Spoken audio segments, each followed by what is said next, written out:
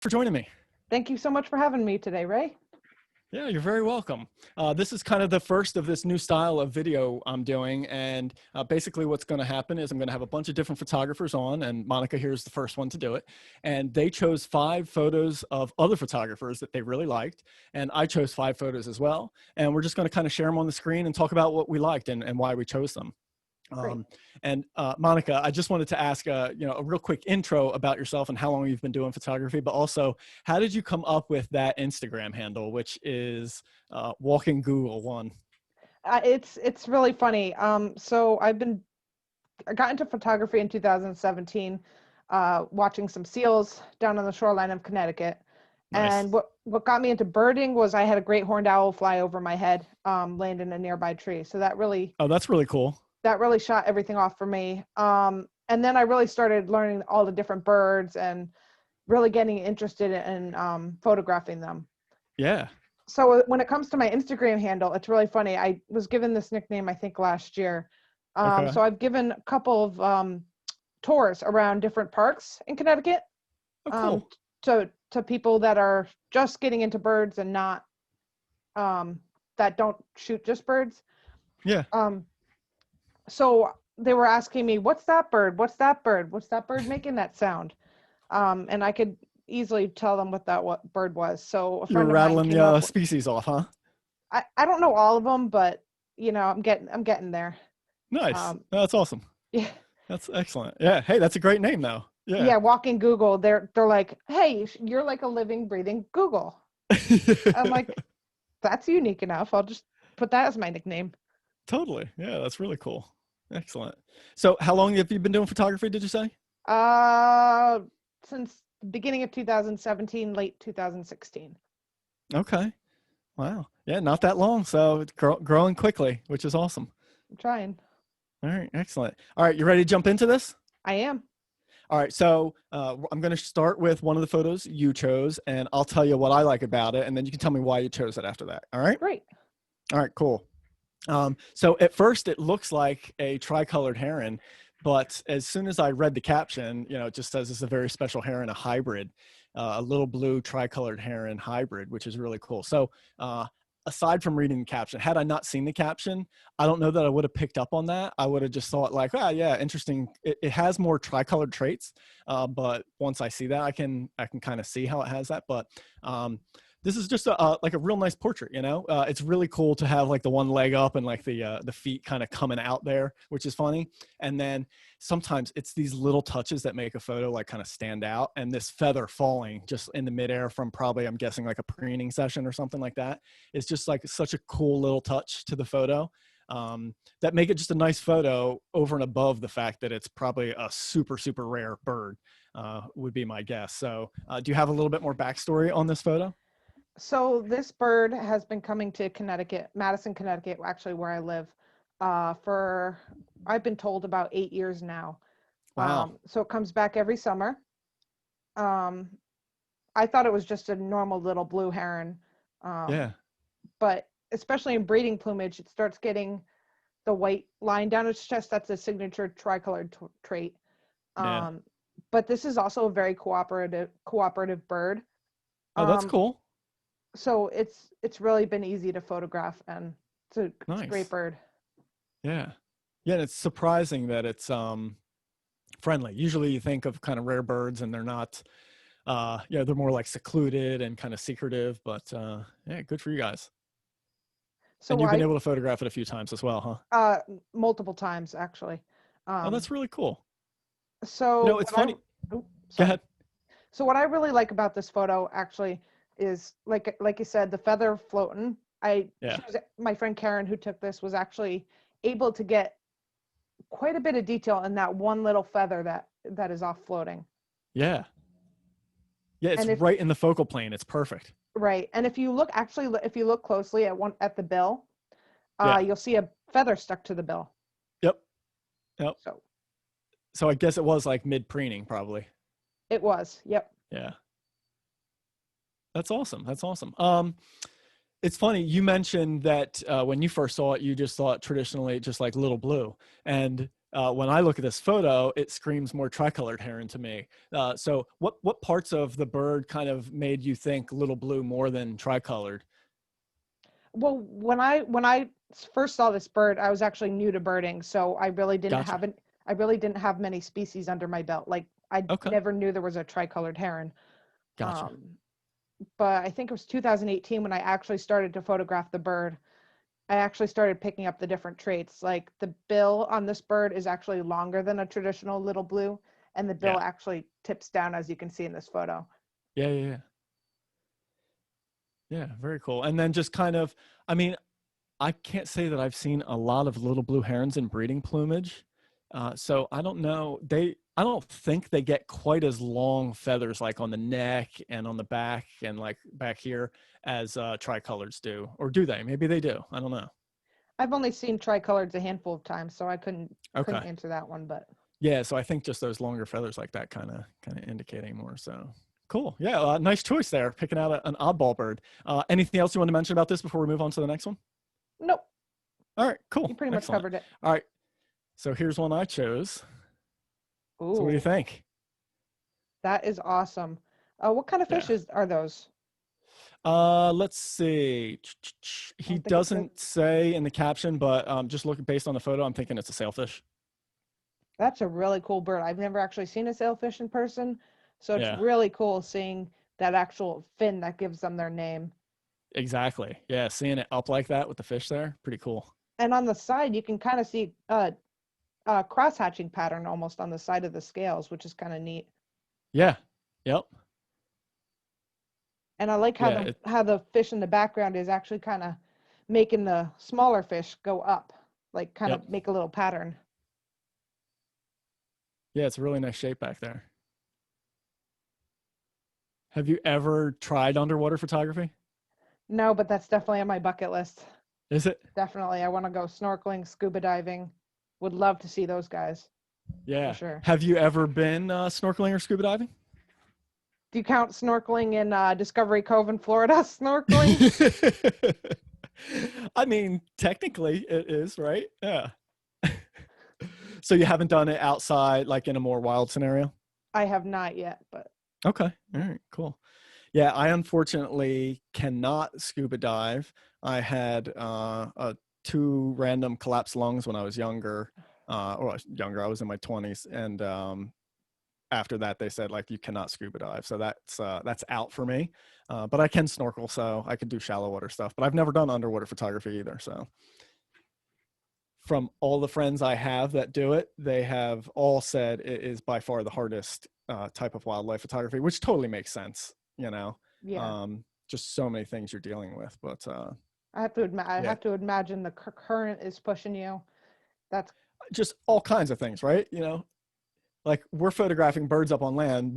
Generally one of the things we don't have to worry about is survival. You know, like do you have enough air to breathe? Are you doing everything right to, you know, not die while you're doing it? And you kind of have to add that into doing it if you're doing like scuba diving and stuff like that. right. You know, um, and then yeah, out in this, I assume this has to be kind of out in the middle of the ocean.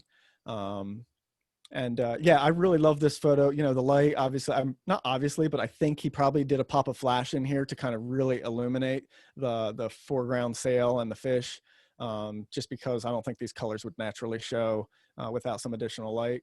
And then yeah, just having the other fish back there kind of helping out the composition and just the shape of these bait fish here. And this one's like actively fishing in the background right there. Right. And then actually, I just now noticed there's a fourth fish right here, and then actually a fifth one right there.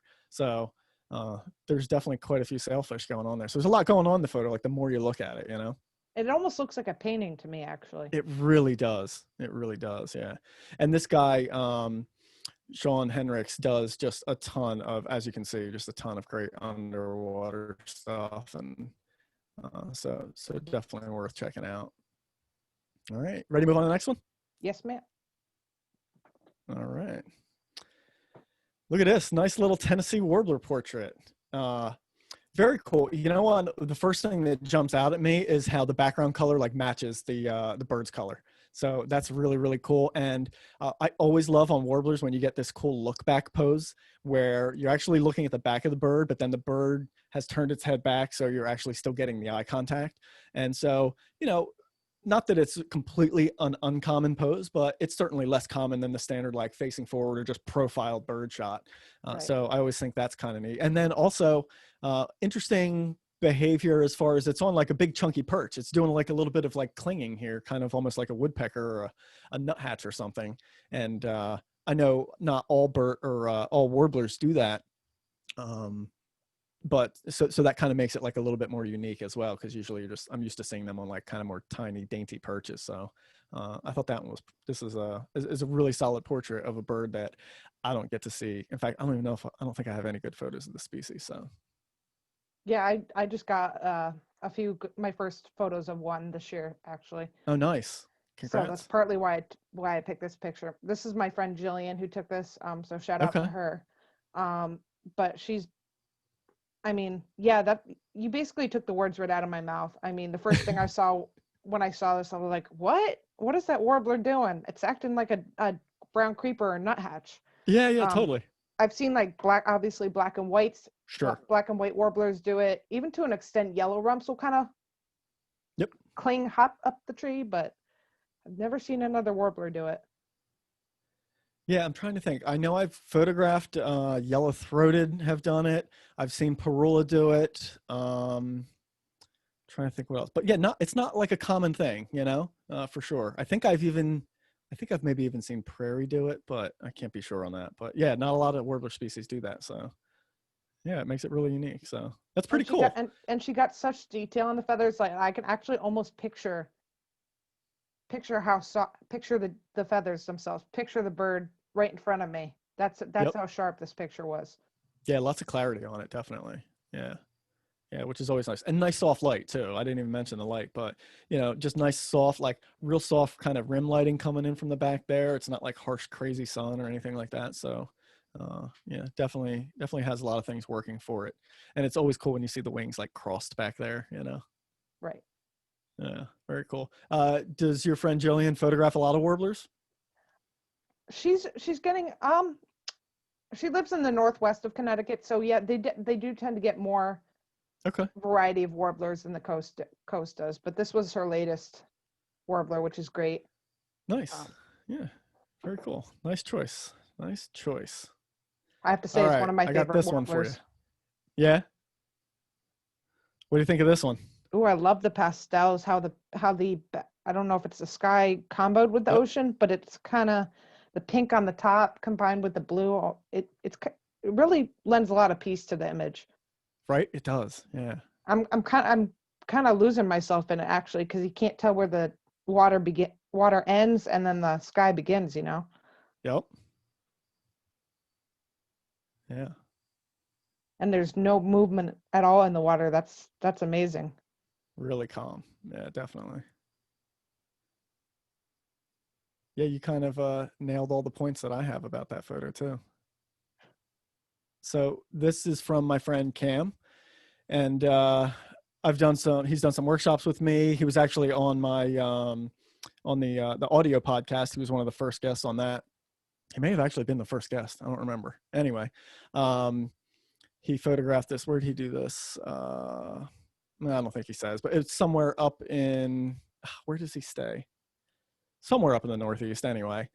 He goes up there for the summer with his family. And yeah, I really like what you pointed out. Obviously the colors are amazing. And, I'm a big fan of spacious compositions like this. But that lack of no horizon, I think is really, really cool. And something I've only been able to achieve like a very small handful of times. And it's such a neat thing where that horizon just blends seamlessly into Right. the calm water like that. And you kind of, yeah, it's just like the birds like floating in space. It's such a wild look. But the conditions certainly have to be right for it, and the habitat has to be right. If you have any pieces of grass or like distant shrubs or anything like that, it's going to give you a horizon line. Right. So yeah, really, really cool that he managed to pull that off with this one. And another thing about this photo, I can actually place myself in his eyes. Like I can actually imagine being where he took this picture and just It's amazing. I mean, very few photos I find can actually transport me there, and he did it. He did it for me. It's a great thing when a photo does that. That's a really good point. Yeah, you can just kind of almost fit like it's got to be, obviously it's like quiet, right? Because there's no wind, no ripples on the water. So yeah, just that quietness of being out in kind of a marshy area. Yeah, he said it's like a small tidal area. I don't even know if he said in the morning. Yeah, so early morning. So yeah, pretty cool. All right, let's see what we got next. Look at this screech. That's great. Um, you know what? I mean, just a hilarious expression on the bird with the one eye more partially shut, because it probably was in like doing a scratch or something like that, which is why the 1 foot and talons are up there. But yeah, really funny with the talons all kind of like smushed up and up in the air like that. And you know, again, really nice light, like some of the other ones we've seen here. Just nice, soft, pleasing light, and then a really nice cavity too, with a lot of character to it. So, you know, for like an in your face portrait of an owl, of a screech like this, it has that extra little bit of something, just because of the hilarious kind of like almost expression on the bird, Right. and that foot being up like that. So those are kind of the standout features of that photo to me. So again, shout out. This is Donna And I think McKnight's. I've met Donna before. Donna's an amazing. So this is a shout out to Donna. Um, I love all her Yeah. photos. So it was really hard to choose a specific one. I've always loved owls, screeches especially, because they're so hard to find. So this one kind of stood out to me. Again, you like the expression. He's holding his foot up like he's like rubbing his talons together like he has some evil plan. And then Like he's he's like mischievous, right? Yeah, he's like yeah, looking suspiciously at you. So it was like, yeah. what is he concocting in that little brain? So that's That's funny. really what got me intrigued by this photo. Yeah, you need like the audio caption of just like "Mwah-ha-ha-ha" in the background, right? And he's just so round. I mean, he just Very, yeah. he's so fluffy. I mean, Yeah. you just want to reach out through the Cute and screen and deadly. pet him.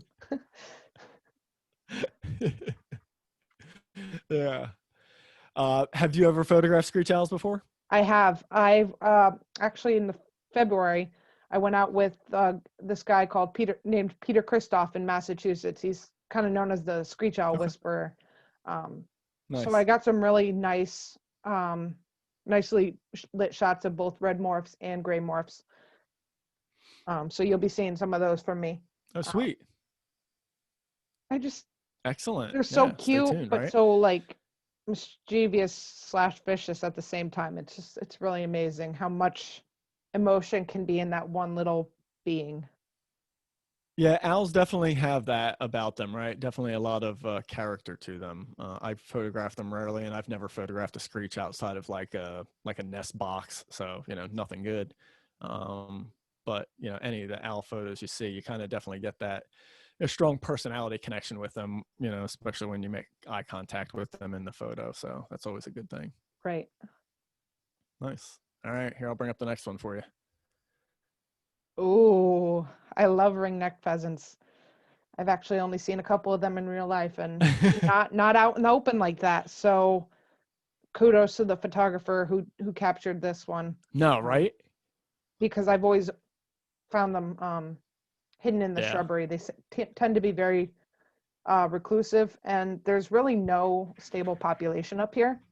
So that's another reason I haven't very. really been able to find them. But I love the detail on the side. The lighting's perfect on the side of the bird. You can kind of see the gold barring on the side. I really like that one. Definitely. Yeah.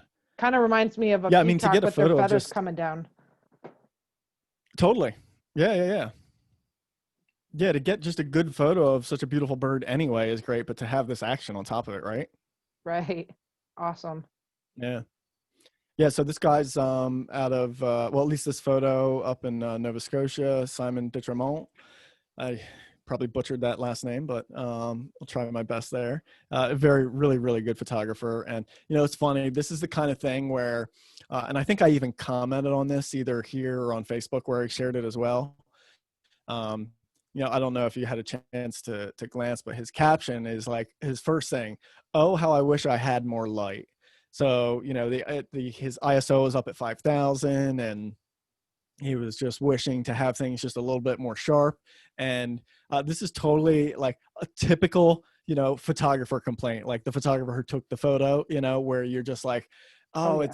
it was almost perfect, if only I had this. Meanwhile, like when I see this photo when he first shared it, I'm just like, what more could you ask for? Even the little bit of motion blur there that's happening, even if the head's not sharp, like it doesn't matter. You can totally get the behavior and the action and just like the fury of these things going after each other. And so, and the soft light actually makes everything, like the colors really pop, and there's no hard light or shadows anywhere. So like all these things I think are amazing about it. But then, the photographer in him, the perfectionist in him, is always just like, oh, if it could only be just a little bit better. And I know I can certainly relate, because I've done that countless times over the years, and still certainly do it. So Yeah, yeah, I thought that was kind of I funny. do that all the time I do that all the time to myself, but I'm like, hey, if you capture a cool action or something, or a cool behavior that you rarely see, sometimes it's more about content than it is about quality.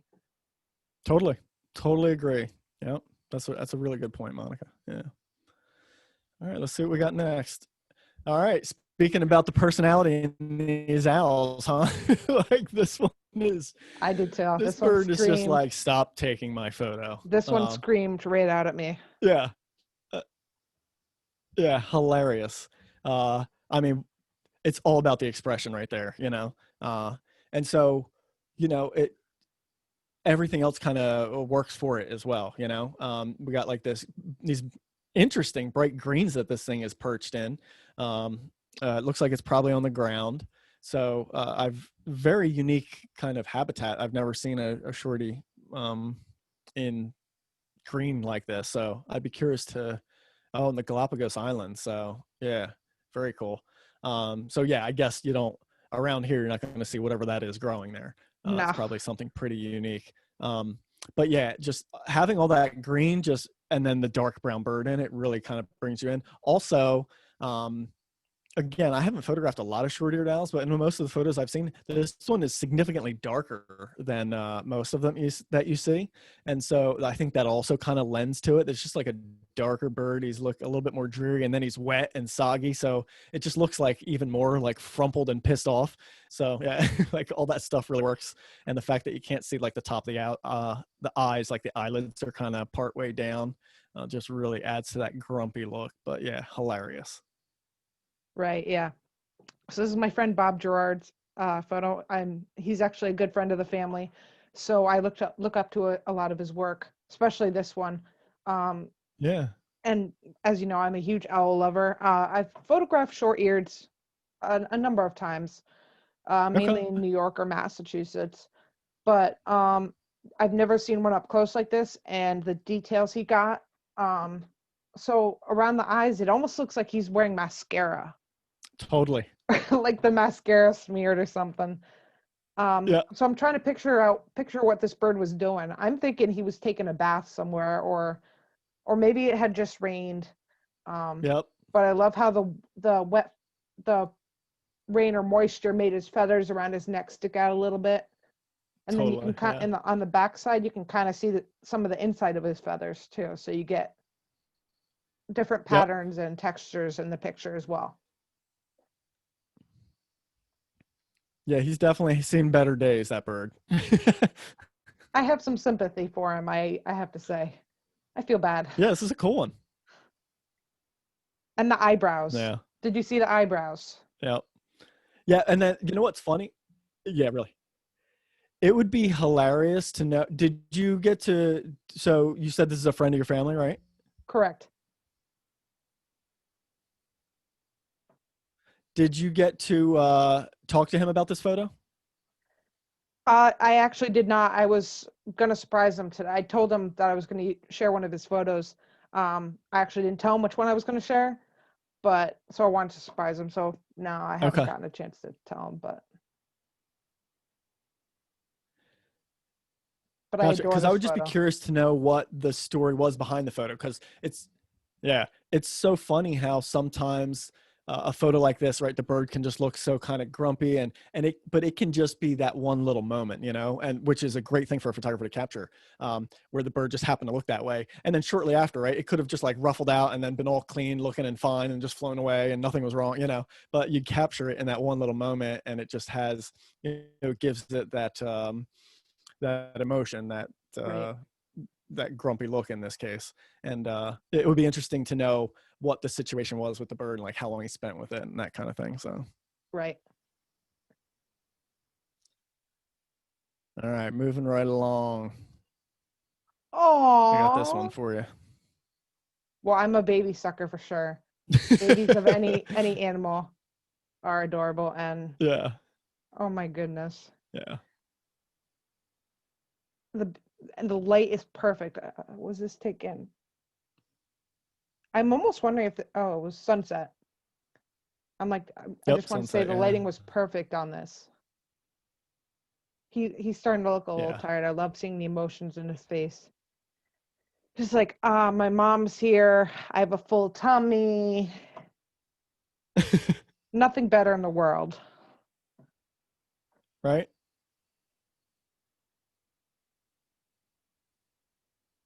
Yeah. Pretty cool connection there between the adult and the baby there. Just having that arm coming down and kind of almost, like pulling it in and just kind of keeping it close just really gives such a context of the interaction between the two there versus, if that, I mean, to me, like this is sure, if we have a photo of this little guy, it's going to be cute no matter what.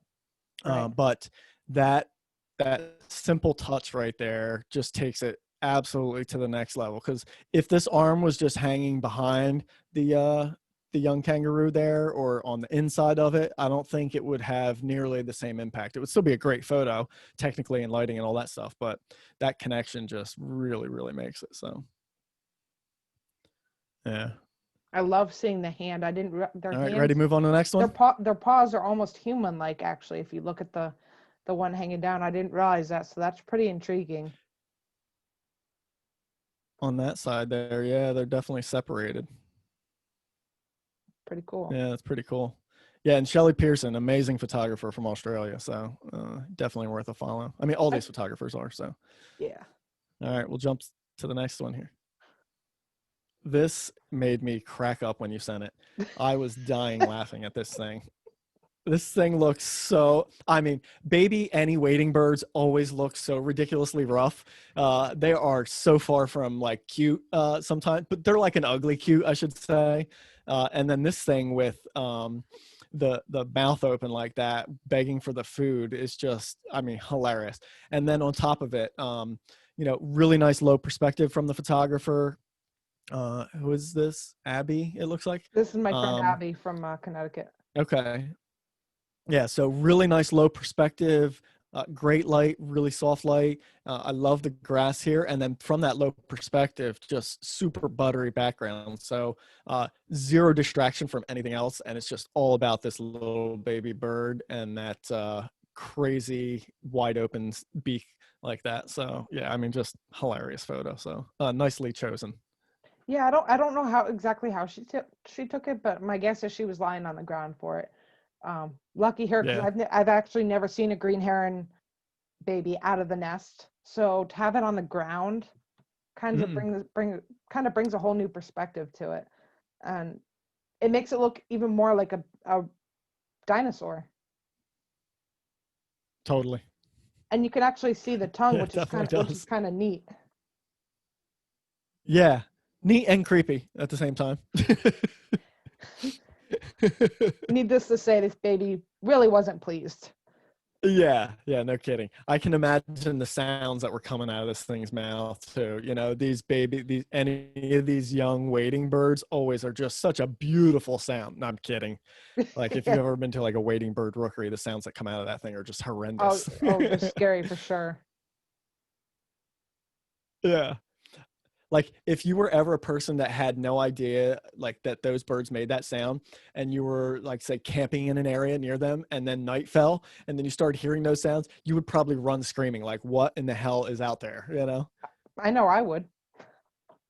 Yeah, exactly. Well, really funny photo. Thanks for sharing that one. All right, we got the last one here. Ooh, I love the moody tones in the background.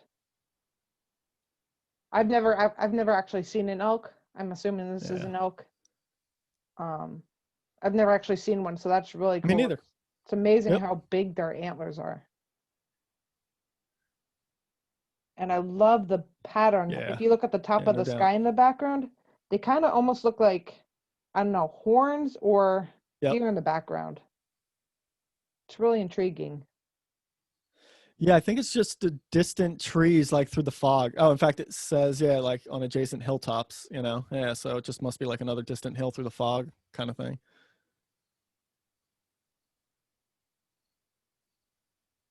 Yeah, it's wild. Anything else on that one? I just really like the background on that one and how dark and just somber it is. Cool. Yeah, you know what? Almost like before a storm. Totally. Yeah. Yeah. And I think he said it's after the sun went down. So, a great, certainly great advice for all photographers to not just pack it up when the sun goes away, you know, to stay and try and push things a little bit further and see what may come of that. And it was funny. I think the first descriptive word you used of this was you said you love the mood of this. And that was the first thing that came into my mind when I first saw this was like, wow, the mood on this photo is just incredible. Such a moody photo. So yeah, and this photographer is pretty amazing. So just like all the photographers that we shared today, certainly all worth a follow. And yeah, that was it. Nice job. We wrapped it up. I'll bring it back up to your profile here, just so everybody can kind of get another idea of some of the stuff that you share with your wildlife. Nice with the clapper rail. They're always tough. Oh, Um, it walked right up to and me. I'm so telling you. did it. Oh, that's amazing. That's really, really cool. And And then then if Wimbrel, anybody's right? interested, I have a video of a fisher. Actually, a fisher walked right up to my feet. So if you're really looking for it, What? I'm not kidding. It walked right up to my feet. Is that So on here on Instagram? yeah, if you go up a little farther, yeah, there's a video of it. Up? Yeah. Yep, there it is. Oh, right Right here. Yeah, next there we to the go. sun. Yep. Gotcha. Yeah, yeah, yeah. But Look at that. Wow. How cool is that? When was this? this was a couple months ago. Okay. But Look, it seems really carefree. Like it wasn't bothered by you at all, right? Or did it? I mean, obviously it had to be aware of you, right? I mean, it walked right up the path to me. So I mean, I just stood there. I was kind of shocked. Yeah. But I mean, That's so that was cool. taken with a cell phone. So Yeah. Yeah. but Very cool. Nice stuff. Well, Monica, thank you so much for joining me. Really appreciate some of the photos you picked out and appreciate you setting aside some time. So certainly everybody check out Monica's profile, walking underscore Google one. And as far as all the other photographers, if you didn't catch the profiles as we went through them, I'll include links to each one of their profiles in the caption on the video. So you can always link directly to them. And in fact, I'll probably just link to each photo. So that way you can just kind of check it out and then get to their profile from there. So sounds good. let me know in the comments if you guys enjoyed this. And I have a few other photographers lined up to try and continue doing the same thing. So they'll come on, pick some of their favorite photos, and I'll pick some more of mine and we'll share them. And yeah, we'll see if I can keep this thing going. So Monica, thanks again so much and have a great night. Thank you for having me. You too. You're welcome.